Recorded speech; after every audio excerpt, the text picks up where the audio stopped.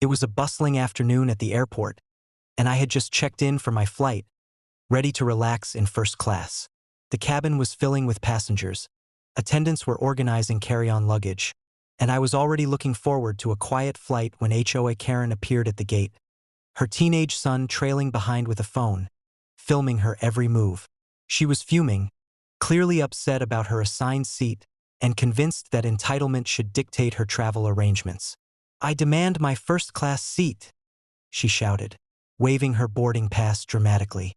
"I paid for an upgrade. You will move me immediately." The gate agent, accustomed to dealing with difficult passengers, maintained a calm demeanor. "Ma'am, your seat assignment is final. Please take your assigned seat." Karen's son muttered nervously, "Mom, maybe we shouldn't—" "Quiet," she snapped. "Rules are rules. You'll regret this." I leaned slightly to the side, whispering to the gate agent, who nodded discreetly. Karen had clearly not realized that I was a frequent traveler with established authority in certain airline matters, and the staff quickly recognized the need to handle this efficiently. Karen continued to shout, attracting the attention of nearby passengers. "I will not be ignored. This is outrageous. I demand first class now."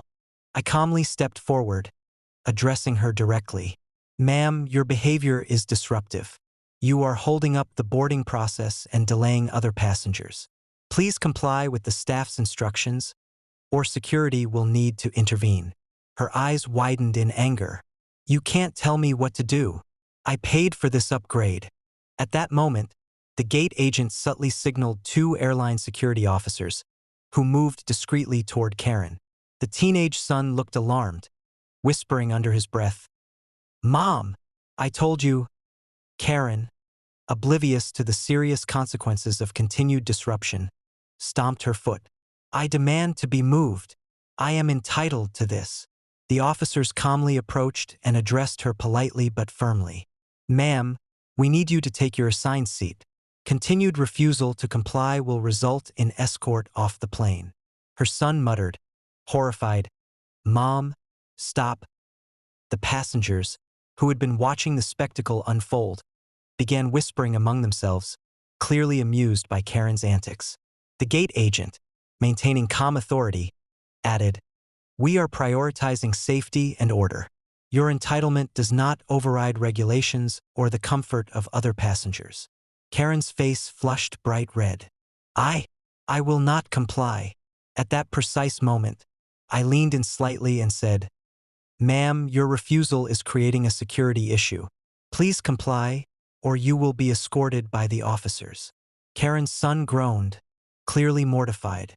"Mom, please."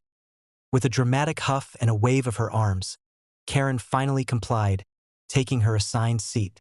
The security officers returned to their post, and the boarding process continued smoothly. Other passengers quietly praised the calm, firm handling of the situation, recognizing that theatrics and entitlement have no weight in real authority. As the flight took off, Karen sulked in her seat, muttering complaints under her breath, while her son avoided eye contact, embarrassed by the public spectacle. The cabin quickly settled into calm, and the story of Karen's tantrum began to spread quietly among passengers. By the time we landed, the lesson was clear. Entitlement and theatrics cannot override regulations, preparation, and calm authority. Karen had attempted to assert her imagined power over first-class seating, only to be humbled by professionalism, law, and authority. The incident became a quiet legend among frequent travelers. Audacity may shout, but calm, lawful authority always prevails. Karen had learned, yet again, that trying to bend rules with shouting and threats results only in embarrassment, defeat, and irrelevance.